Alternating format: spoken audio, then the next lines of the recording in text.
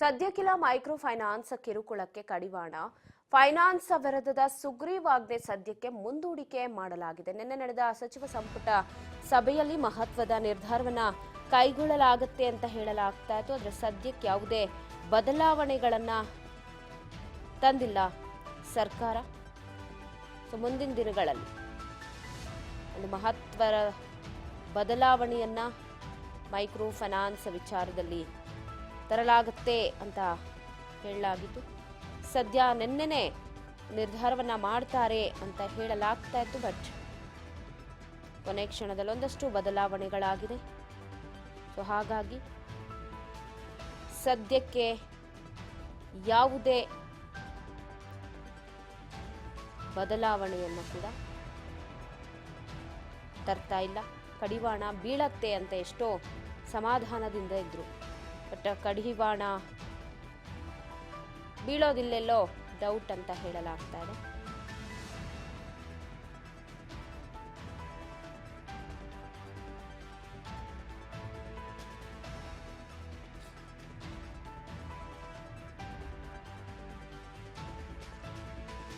Micro finance ಕಡಿವಾಣಕ್ಕೆ break ಹಾಕಬೇಕು ಅಂತ ಇನ್ನು ಪ್ಲಾನ್ ಮಾಡ್ತಾ ಇದ್ರು. ಸದ್ಯ ಸಿಎಂ ನಿನ್ನೆ ನಡೆದ ಸಭೆಯಲ್ಲಿ ಆ ಕುರಿತು ಒಂದು ಮಹತ್ವದ ನಿರ್ಧಾರವನ್ನ ಕೈಗೊಳ್ತಾರೆ ಅಂತ ಕೂಡ ಹೇಳಲಾಗ್ತಾ ಇತ್ತು. ಬಟ್ ಯಾವುದೇ ನಿರ್ಧಾರವನ್ನ ಅಲ್ಲಿ ಕೈಗೊಳ್ಳಲಿಕ್ಕೆ ಸಾಧ್ಯವಾಗಿಲ್ಲ. ಮುಂದಿನ ದಿನಗಳಲ್ಲಿ ಆ ಕುರಿತು ಒಂದು ಮಹತ್ವದ ನಿರ್ಧಾರವನ್ನ ಕೈಗೊಳ್ತೀವಿ ಅಂತ ಮುಂದಾಗಿದ್ದಾರೆ. ಸೊ ಅಲ್ಲಿವರೆಗೂ ವೆಯ್ಟ್ ಮಾಡಬೇಕು, ಏನಾಗುತ್ತೆ, ಏನು ಮಾಡ್ತಾರೆ ಅಂತ.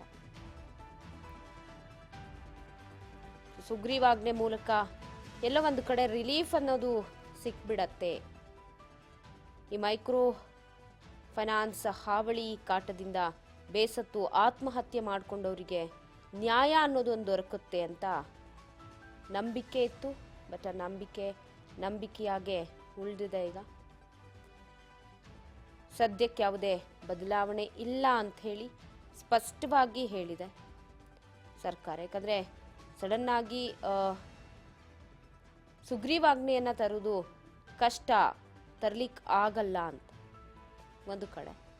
ಇನ್ನೊಂದು ಕಡೆ ಸುಗ್ರೀವಾಜ್ಞೆಯನ್ನು ಹೊರಡಿಸೋದಕ್ಕೆ ಒಂದಷ್ಟು ರೂಲ್ಸ್ಗಳಿದೆ. ಅಲ್ಲಿ ಒಪ್ಪಿಗೆಯನ್ನು ಕೂಡ ಪಡೆದುಕೊಳ್ಬೇಕು ರಾಷ್ಟ್ರಪತಿಗಳ ಹತ್ರ. ಸೊ ಆ ವಿಚಾರಕ್ಕೆ ಸಂಬಂಧಪಟ್ಟಂತೆ ಈಗಾಗಲೇ ನಿನ್ನೆ ರಾಜ್ಯಪಾಲರ ಮೀಟಿಂಗು ಕೂಡ ಸಮಯಾವಕಾಶವನ್ನು ಕೇಳಿದರು.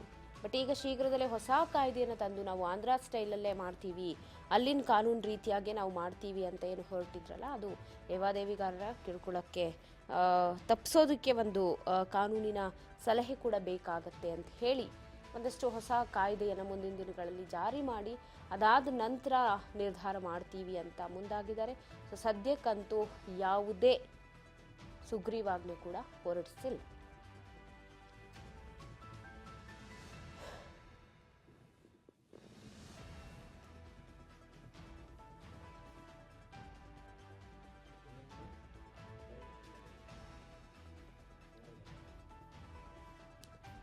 ಶೀಘ್ರದಲ್ಲೇ ಹೊಸ ಕಾಯ್ದೆಗೆ ನಿನ್ನೆ ಮುನ್ನುಡಿಯನ್ನು ಬರೆದದ್ದು.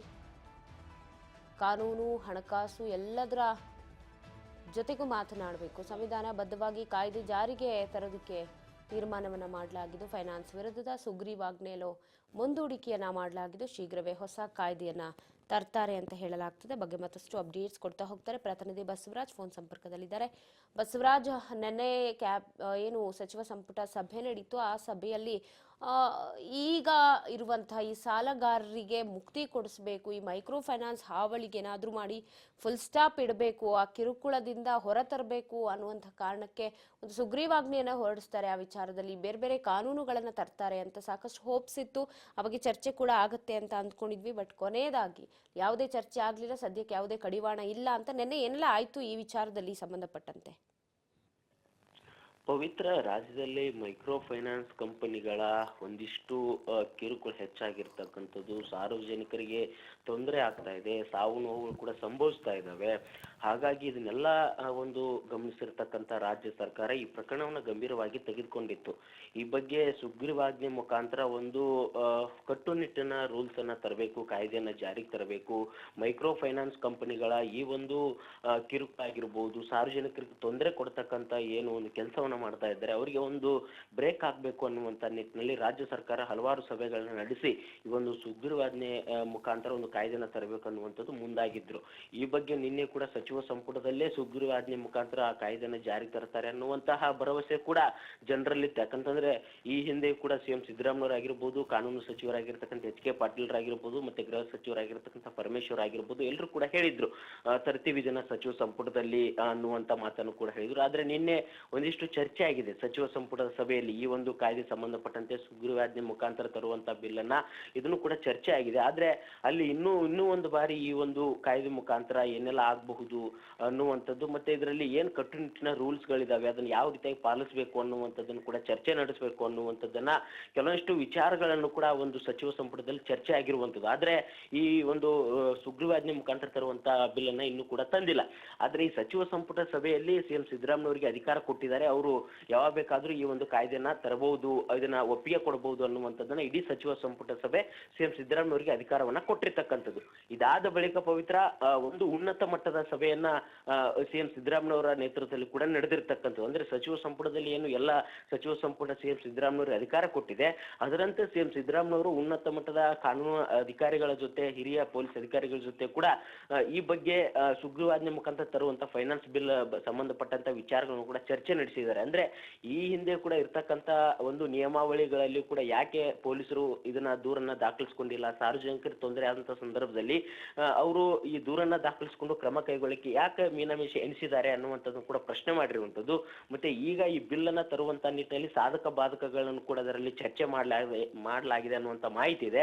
ಸೊ ಹಾಗಾಗಿ ಇದರಲ್ಲಿ ಸೂಕ್ತವಾಗಿರುವಂತಹ ಕ್ರಮ ಆಗಬೇಕು, ಸಾರ್ವಜನಿಕರಿಗೆ ಯಾವುದೇ ರೀತಿ ತೊಂದರೆ ಆಗಬಾರ್ದು, ಮತ್ತೆ ಕಟ್ಟುನಿಟ್ಟಿನ ಒಂದು ಈಗಾಗಲೇ RBI ರೂಲ್ಸ್ ಆಗಿರ್ಬೋದು, ಮತ್ತೆ ಸಾಲಗಾರಿಗೆ ಎದುರಿಸ್ತಕ್ಕಂಥ ಕಿರುಕುಳ ತಪ್ಪಿಸಲಿಕ್ಕೆ ಏನೆಲ್ಲ ಕ್ರಮ ಕೈಗೊಳ್ಳಬೇಕು ಅನ್ನುವಂಥ ಬಲಿಷ್ಠವಾಗಿರ್ತಕ್ಕಂಥ ಕಾಯ್ದೆನ ಇದನ್ನ ನಾವು ರಚಿಸಲಿಕ್ಕೆ ಮುಂದಾಗ್ತೇವೆ ಅನ್ನುವಂಥ ಮಾತನ್ನು ಕೂಡ ನಿನ್ನೆ ಸಿಎಂ ಸಿದ್ದರಾಮಯ್ಯ ಹೇಳಿರ್ತಕ್ಕಂಥ. ಹಾಗಾಗಿ ಮತ್ತೆ ವಸೂಲಾತಿ ಮಾಡೋರಿಗೂ ಕೂಡ ಜಾಮೀನು ರಹಿತ ಪ್ರಕರಣ ದಾಖಲು ಸೇರಿದಂತೆ ಕಠಿಣ ಶಿಕ್ಷೆಯನ್ನು ಕೂಡ ಇದರಲ್ಲಿ ಒದಗಿಸಲಾಗಿದೆ ಅನ್ನುವಂಥ ಮಾತನ್ನು ಕೂಡ ಹೇಳ್ತಾ ಇದ್ದಾರೆ. ಮತ್ತೆ ಕಾಯ್ದೆಯಲ್ಲಿ ಪೊಲೀಸರಿಗೆ ಹೆಚ್ಚಿನ ಅಧಿಕಾರ, ಅಂದ್ರೆ ಈ ಕಾಯ್ದೆ ಬಿಲ್ ಅನ್ನ ತಂದ್ರೆ ಇದರಲ್ಲಿ ಹೆಚ್ಚಿನ ಅಧಿಕಾರ ಪೊಲೀಸರಿಗೆ ಇದೆ ಅನ್ನುವಂಥದ್ದು, ಮತ್ತೆ ಒಂಬುಡ್ಸ್ಮನ್ ಗಳ ನೇಮಕ ಮಾಡಲಾಗುವುದು ಅನ್ನುವಂಥದ್ದು ಕೂಡ ಇದರಲ್ಲಿ ಒಂದು ಉಲ್ಲೇಖಿಸಲಾಗಿದೆ. ಮತ್ತೆ ಜಾಮೀನು ರಹಿತವಾಗಿ ಪ್ರಕರಣವನ್ನ ಇದನ್ನ ದಾಖಲಿಸಬೇಕು ಅನ್ನುವಂಥದ್ದು, ಮತ್ತೆ ನೋಂದಣಿಯಾಗದ ಲೇವಾದೇವಿಗಾರರ ಕಿರುಕುಳವನ್ನು ಕೂಡ ತಪ್ಪಿಸಲಿಕ್ಕೆ ಈ ಒಂದು ಕಾನೂನನ್ನ ಜಾರಿ ಮಾಡಲಾಗುತ್ತೆ ಅನ್ನುವಂಥ ಮಾತನ್ನು ಕೂಡ ನಿನ್ನೆಯ ಉನ್ನತ ಮಟ್ಟದ ಸಭೆಯಲ್ಲೂ ಕೂಡ ತಿಳಿಸಿರ್ತಕ್ಕಂಥದ್ದು. ಹಾಗಾಗಿ ಈ ಒಂದು ಸುಗ್ರೀವಾಜ್ಞೆ ಮುಖಾಂತರ ತರುವಂತ ಬಿಲ್ ಅನ್ನ ಇದರ ಸಾಧಕ ಬಾಧಕಗಳನ್ನ ಚರ್ಚೆ ಮಾಡುವ ಹಂತದಲ್ಲೇ ಇನ್ನು ರಾಜ್ಯ ಸರ್ಕಾರ ಇರುವಂತದ್ದು.